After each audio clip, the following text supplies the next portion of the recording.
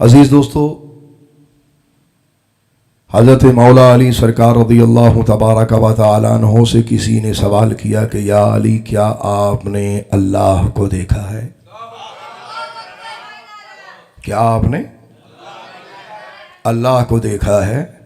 تو آپ نے مسکرا کر عجب جلال و جمال سے فرمایا علی نے مشاہدہ حق کے بغیر کبھی نماز پڑھی ہی نہیں۔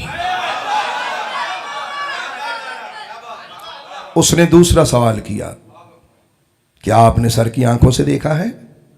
اب آگے مولا علی تھے تو کیا جواب عطا فرمایا آنکھ کے لیے جہت، الوان اور اشکال چاہیے۔ یہ ایک علمی جملہ ہے جو جلدی سے عوام کو سمجھ آنے والا نہیں ہے، اہل علم لوگوں کے لیے میں نے یہ جملہ چھوڑ دیا ہے۔